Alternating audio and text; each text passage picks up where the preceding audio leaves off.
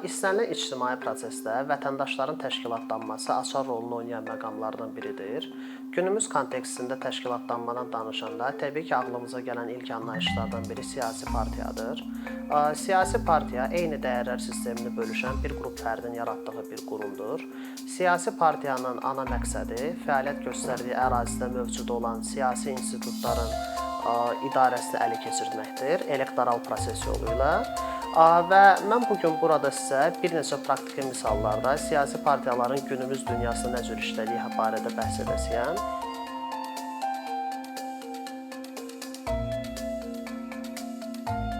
Məsələ ondan ibarətdir ki, yəni çox sadə bir reallıq ondan ibarətdir ki, insanlar fərqli cür düşünürlər və onlar bu fikirlərinin əsasında ictimai dialoq prosesinə qoşulurlar.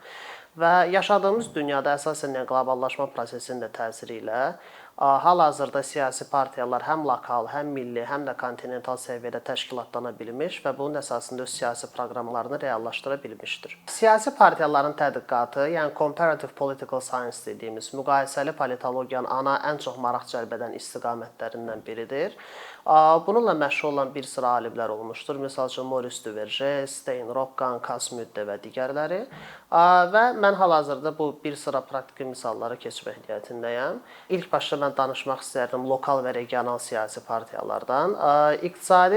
Ana tezis ümumiyyətlə ondan ibarətdir ki, həyatımızdakı iqtisadi yeniliklər və elmi texnoloji tərəqqi insan cəmiyyətinin mürəkkəbləşməsinə gətirib çıxarır və bu mürəkkəbləşmə prosesi bilavasitə özünü siyasi təmsilçiliyə də təsirini göstərməkdədir. Belə bir praktiki misalı mən sizə Niderlanddan gətirə bilərəm. Ümumiyyətlə, Şimali Avropa cəmiyyətlərində son illərdə lokal icmaların maraqlarını güdən siyasi partiyalar populyarlığını artırmaqdadır. Misal üçün, yəni Niderlandda milli parlamentdə 17 partiya mövcuddur. Bu öz-özlüyündə yetəri qədər böyük bir rəqəmdir. Amma yerli və bələdiyyə seçkilərində isə ümumiyyətlə 800-ə yaxın siyasi partiya fəaliyyət göstərməkdədir və bu partiyaların çox böyük əksəriyyəti sadəcə və sadəcə öz bələdiyyəsi ətrafında aktivdir və ancaq öz bələdiyyəsinin seçkilərində iştirak edir. Belə bir maraqlı fakt ondan ibarətdir ki, bu partiyalar yəni tamam fərqli məqsədlərə qulluq eləyə bilər. Misal üçün, Groningen kimi tələbələrin çox olduğu şəhərlərdə tələbələrin maraqlarını güdən siyasi partiyalar var. Daha sonra yaşlı nəslin və təqaüdçülərin maraqlarını güdən siyasi partiyalar var. Fermerlərin maraqlarını güdən, dindarların çox yaşadığı bələdiyyələrdə bir sıra lokal xristian və müsəlman partiyaları mövcuddur. Praktikada isə vəziyyət əslində yenə də çox maraqlıdır. Yəni, misal üçün, 2018-ci ildəki son Niderland bələdiyyə seçkilərində əhalinin, lokal partiyalar ümumi səsin 28%-ni toplamışdısa, bir neçə ay əvvəl baş tutmuş 2022 seçkilərində isə bu rəqəm 35%-ə qədər gəlib çatmışdır. Müqayisə üçün onu demək olar ki, misal üçün, ikinci yerdə qərarlaşan sağ liberal VVD partiyası, hansı ki, Milli İqtidar Partiyasıdır, onlar cəmi 11% yarım səs toplaya bilmişdilər.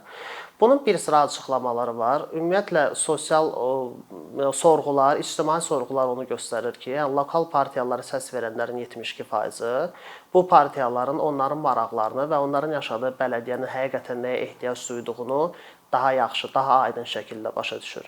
Və eyni zamanda təbii ki, başqa bir faktor milli partiyalara olan güvənsizlikdir. Çünki yerli sakinlərin fikrinə görə milli partiyaların, onların ideoloji proqramları paytaxtda yaşayan ideoloqların əsasında, yəni fikirləri əsasında qurulub və ona görə də onların elə bil ki, cızdığı yol və bələdiyyələrin özünə cızdığı yol üst-üstə düşmür tam olaraq. Təbii ki, yəni cəmiyyətdə baş verən dəyişikliklər məlum məsələ ki, lokaldan savayı milli siyasətdə də öz təsirini göstərməkdədir. Biz ümumən belə retrospektiv olaraq baxsaq, 20-ci əsrin ikinci yarısında bir çox demokratik ölkələrdə, yəni cəmiyyət siyasi arena 3 istiqamətə bölünürdü. Yəni bir tərəfdən sənaye cəmiyyətində formalaşmış işçi siniflərinin maraqlarını güdən sosial demokratlar var idi. Digər tərəfdən orta və yuxarı təbəqəni və eyni zamanda kənd təsərrüfatının maraqlarını güdən xristian demokratlar var idi. Və bir tərəfdən də yəni sekulyar orta və yuxarı təbəqədə normalda, yəni mərkəzdə yerləşən liberal partiyalara səs verirdi. Yəni bunun bariz nümunələrindən biri misal üçün Almaniyadır. Almaniyada da 20-ci əsrin ikinci yarısı əsasən bu üç siyasi qüvvə tərəfindən yəni çox dominant bir rolu var idi bu üç siyasi qüvvənin. Amma təbii ki, yəni 20-ci əsrin sonunda baş verən dəyişikliklər məlum məsələ ki, bu status quo-nu dəyişəcəkdir və dəyişdi də. Yəni və bu hadisələr də təbii ki, Şərqi Almaniyanın Qərbi Almaniyaya birləşməsi bir tərəfdən, ikinci bir tərəfdən qlobal isinmə fenomeni ətrafında ictimai-siyasi diskussiyanın peyda olması və son olaraq da təbii ki, avrointeqrasiya prosesinin genişlənməsidir. Və məhz bu dəyişikliklər nəticəsində, yəni son 10 ildir ki, Alman Bundestagında 6 partiya var.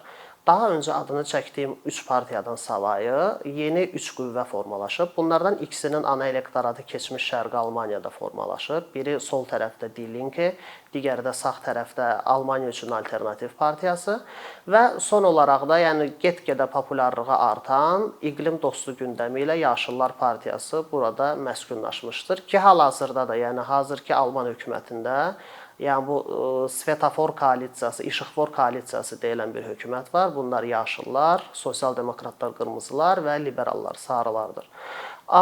Məsələ ondan ibarətdir ki, yəni biz indi hal-hazırda avrointeqrasiya prosesindən danışdıq və bunu davam eləyərək də yeni bir tendensiya ondan ibarətdir ki, siyasi partiyalar günümüz dünyasında artıq kontinental səviyyədə də əməkdaşlığa başlamışdır.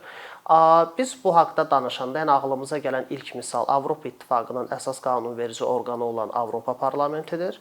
Avropa Parlamentini fərqləndirən və unikal edən şey odur ki, oradakı üzvlər ölkələr üzrə yox, ideologiyalar üzrə qruplaşıblar.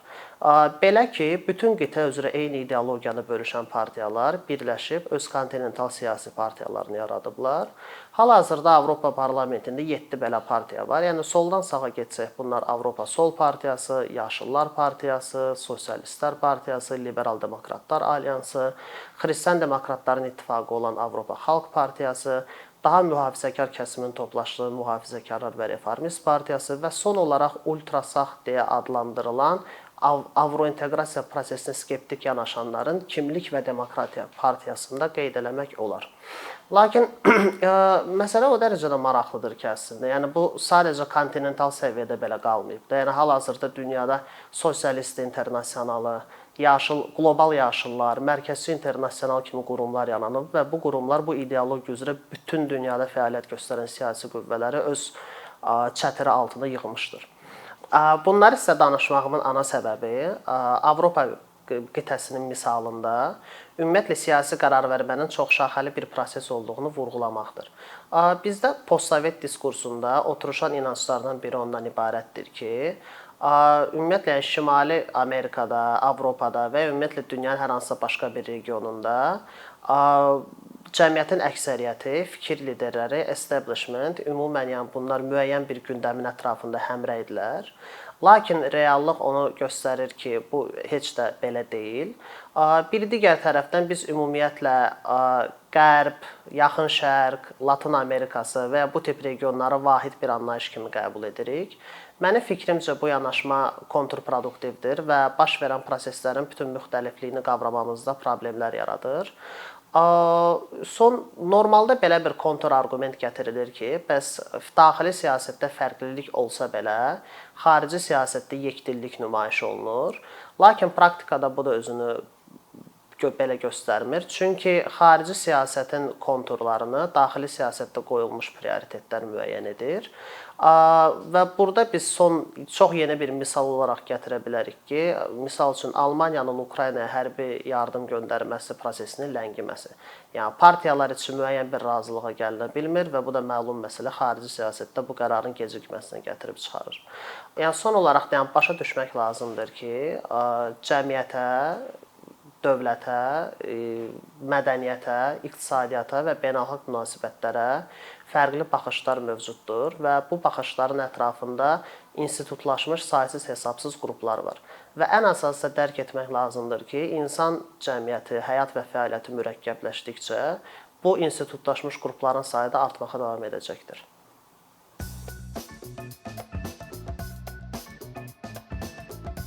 Bir neçə ildir ki, əkinçi olaraq Azərbaycanlı izləyicilərin hər zaman faydalana biləcəyi, keyfiyyətli və ən əsas ödənişsiz kontent hazırlamağa çalışırıq. İndiyədək təqdim etdiyimiz onlarla animasiya və yüzlərlə çəkilişlər tələbələrin, mütəxəssislərin, müəllimlərin və ümumiyyətlə yeni mövzulardan xəbərdar olmaq istəyən çox sayda insanın marağına səbəb olub. Bu illər ərzində hazırladığımız videolar təhsil, texnologiya, ictimai fəallıq, iqtisadiyyat, gender bərabərliyi, ətraf mühit, ifadə azadlığı, hüquq, demokratik inkişaf, mədəniyyət və digər mövzuları əhatə edib. Məqsədimiz çoxlu baxış gətirən deyil, çoxlu fayda gətirən videolar hazırlamaqdır. Amma bu, düşündüyümüz qədər asan deyilmiş. Gördüyümüz iş kifayət qədər resurs, əmək və təbii ki, davamlılıq tələb edir. Bu səbəbdən Patreon platformasından istifadəyə başladıq. Əkinçinin Patreon hesabının populyarlaşmasına çox böyük ümidlərimiz və gözləntilərimiz var.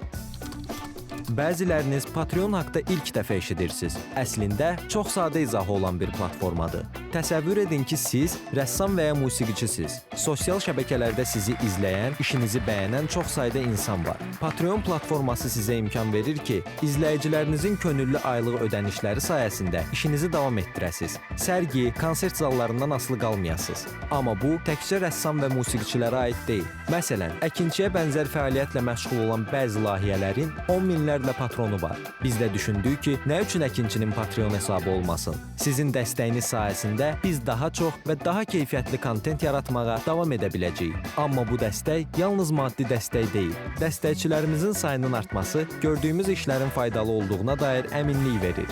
Patreon platformasından istifadə çox sadədir. Hesabınızı açırsınız, sizə uyğun dəstək növünü seçirsiniz və Patreon özü hər ayın ilk günü kartınızdan seçdiyiniz dəstək növünə uyğun ödəniş tutur. Bu qədər. Sonda onu demək istəyirik ki, dəstəkçilərin sırasına qoşulmaq istəyən, amma məhdud imkana görə bunu edə bilməyənlər narahat olmasın. Daha öncə dediyimiz kimi, bizim əsas məqsədimiz daha çox insanın hər zaman faydalana biləcəyi keyfiyyətli və ödənişsiz kontentin yaradılmasıdır. Bunun üçün mütləq patronumuz olmalısınız deyə məcburiyyət yoxdur. Amma imkanınız patron olmağa çatırsa və bizim işimizi bəyənirsinizsə, patronlarımızın sırasına qoşulmağınız bizim üçün çox önəmlidir.